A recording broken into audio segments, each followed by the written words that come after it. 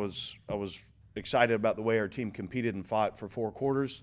I thought there were a number of things that we went and executed in the game plan on how we were trying to play the game in all 3 phases being complementary. Again, look back and evaluate or second guess a number of things throughout the game. Defensively, it starts to me that we gave up 1 drive, and I think it was a 3-play drive. They scored. The other 2 times were off a bad punt, and then a decision I made on 4th and 2, a yard and a half to 2 yards to go for it, and we didn't execute and get it. So, defensively, short field twice, and then 1 drive, and then we couldn't get off the field at the end. We're getting pushed around up front in the box in the front 7, and weren't able to get off blocks and make a play there. They wore us down a little bit. And then offensively, I think there's still times that man, we can, if we'll just take what they're going to give us, we can execute at a pretty high level. And we got a number of guys that are stepping up. You look at Malachi Singleton, Malachi Thomas, Antonio Harris, the job that they did. I thought we caught the ball better and over the course of the game. And then I thought offensive line-wise, to be able to run the ball with some efficiency, that was really key to going into the game. And I thought our kids did a really good job of competing. Didn't have any noise or false start issues with a crowd of 110,000, which was really good to see. Great poise, and again, we came up short, but also had a lot of fun coaching that group for 4 quarters the other night.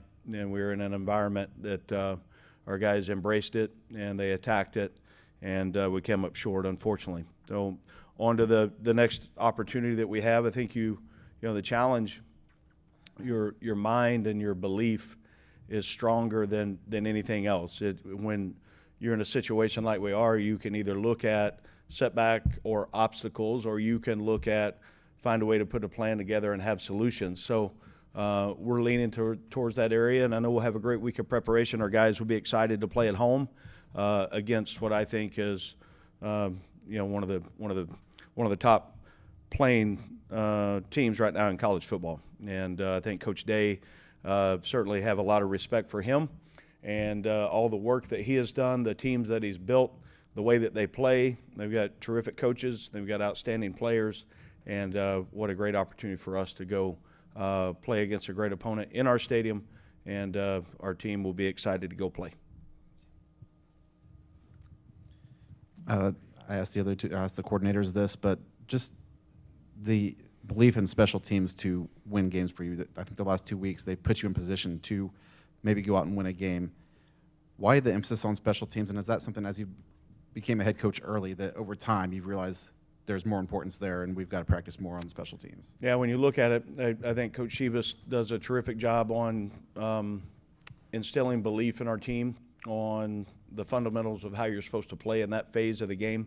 You look at the number of plays that are played, impactful, the field position, yardage with each punt or with each kickoff or kickoff return or punt return, how impactful that is. And when you can get a team that embraces that, which we're starting to finally move that direction, what an equalizer it can be. And our margin of error is 0. And I've said for a long time that we need to win the turnover margin, we need to win the average starting field position, and we need to win in special teams. And I think the last couple of weeks, that part of it has really shown to be truthful.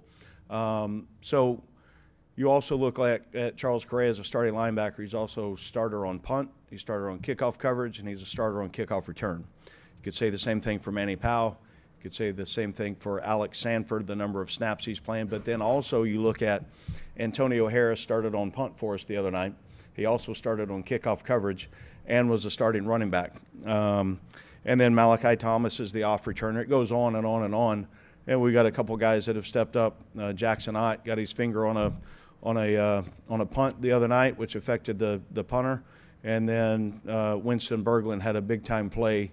And those fundamentals that showed up on Saturday night and how we made those plays are exactly what we've trained from the first time we had a chance to walk through special teams in February. And that will continue we'll create that it becomes a big-time advantage for our organization. And I think we're starting to see some of those things come true. I think Mike Jack did a really good job in the return game. We were about a half a block away from really breaking one on a kickoff return, which is good to see. Corey Smith is playing some at receiver, but also he's starting at left tackle and kickoff return and is doing an outstanding job. So there's a number of those guys that understand, if you're a starter on kickoff coverage, on kickoff return, on punt return, and on punt, you're going to play over 30 snaps a game. And how important that is that we continue to make that part of our DNA, on how important it is that it can be an X factor for us. Remember going back to the Notre Dame week, you were kind of just getting used to the concept of the shillelagh or whatever. Has anybody talked to you about the recent history in this series and how Purdue's been more of a nuisance than a lot of Big Ten teams have for Ohio State? And does that every Sunday I get an email, kind of a breakdown from Adam on the importance of what goes into the rivalry of this game or a conference game. I'm thankful for that, because you jump into a job at a different conference. And obviously, because you've been in college athletics a number of years, on, the easy ones to look at, the easy rival, the Indiana game and the Illinois game and all those. But Cuff does a really good job on giving me information, on providing the history. And then it's our job to continue to work to those things, teach our team. And, it's such a big game for a number of reasons. And then historically, you go back and you look at some of the successes that Purdue has had in this game, and you want it to be used as many ways as you can for your program. You've prioritized winning as many games as possible for this team since the day you got here. You've also got a responsibility to the long-term program to develop. Does the math on how that works change later in the season or later in this season for you? Well, I look at this point, in the message, some of the messaging this morning for our team was, what we have gone through, good and bad, only creates this next opportunity. And, that I've never, ever, to any team, talked about have to get X number of wins. Okay. We want to win them all. But also we've talked about the process of what that looks like.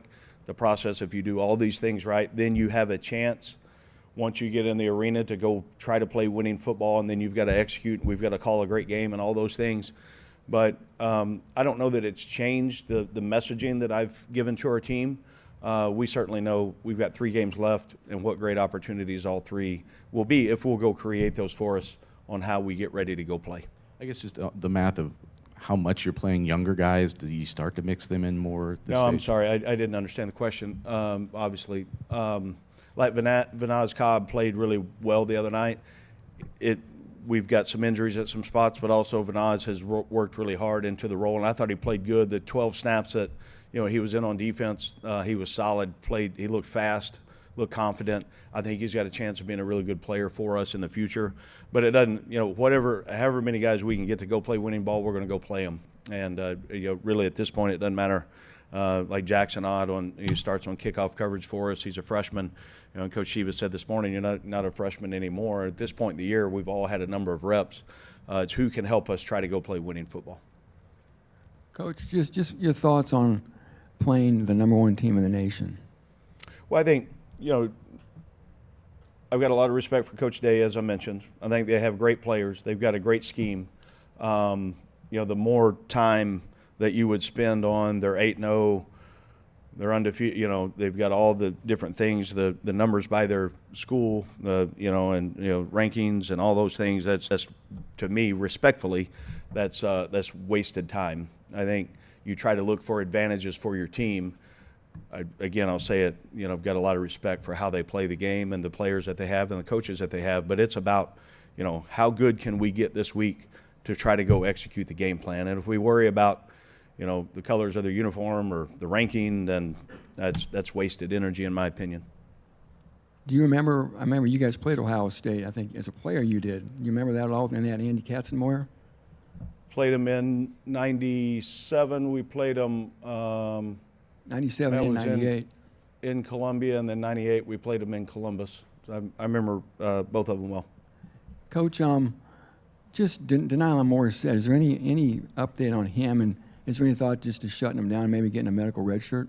Yeah, I think, he practiced to a point last week. I thought we were really close, and then, the volume of work, he wasn't quite cleared for activity for game day. Had a good practice this morning, so I think we'll see how the week goes. I would sure like, because I think he can help us if we can, manage the body of work this week to be able to get him on the field and go play, because I think he's got some skills that could sure help us. Has Devin Mockbee played his last game as a Boilermaker? I wanted to address that, and it's never the right time, but talked with Devin after practice today, and unfortunately, Friday he had a procedure. We were hoping that we would get a little bit better news after that they did that procedure on his ankle, but unfortunately the injury sustained. He's played his last ball here, and I sure hate that, because he's such a wonderful young man, a great leader of this program, a great representative of Purdue University, and the things that he's poured into our program and university since I've been here. He will go down as one of the really, really enjoyable, great guys that I've had a chance to coach, and we'll be connected forever. And I know that this place means a whole lot to him. And, Max Clare is an Ohio State Buckeye. When you got here, did you have a conversation with Max at all? Is there anything you recall? Did he want to stay, or how that went? Yeah, I met with the team, first of all, when I got here. And there were some, it was limited numbers in the team meeting, and then I had a meeting after that team meeting with a group of guys that I think most of them at that point had already entered their name in the portal. I believe Max was in there. I don't know if he was in that meeting, but we had conversation, and I tried to keep them all. But there was, a certain point that they had already made up their mind, and I'm happy for him that he continues to find success. The window of being a college football player is so short. If guys decide that they're going to a different school, I wish them the best. Certainly would have loved to have a chance to coach everyone that I get a chance to coach, but everybody's got reasons for why they make decisions. With Devin, was this something that happened at the end of the Rutgers game? Yeah. Was it ankle? Yep. Okay. And then I wanted to talk about James Shebus, because you've said before he's the best special teams coach in the country. Mike just said that when he was in here talking to us as well. You've been in college football for a long time now. What makes him stand out as a special teams coach? I think he has strong belief in the fundamentals of every single detailed position, whether it's PAT field goal or it's frontline kickoff return. The drill work always shows up in game day reality. He also, I believe, has the ability to communicate with the team. He's an excellent motivator, and he's a great teacher. And guys want to play for him in the way that they see him pour into it, how important it is to him. He's also, I think, puts us in a position schematically to have advantages. He was a really good player years ago at wide receiver, and coaching stops have taken him a lot of places. He won a national championship when he was at Butler Community College as the head coach, and then he was in the SEC for a number of years. We had a chance to work together at Memphis and then at UNLV, and every time that I had a chance to work with him, I saw the advantages that our special teams played with, and sure lucky to have him here, in my opinion, and thankful for the job that he does.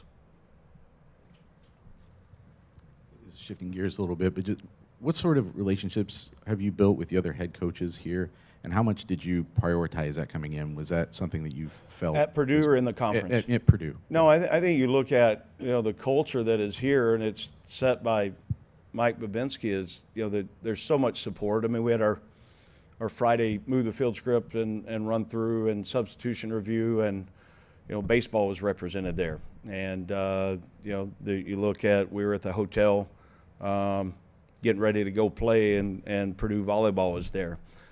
So those connections, you can lean on guys and gals that have been here, guys and staff members that understand what the tradition and what the culture of Purdue is. And I'm always trying to learn and always trying to add to when it's my turn.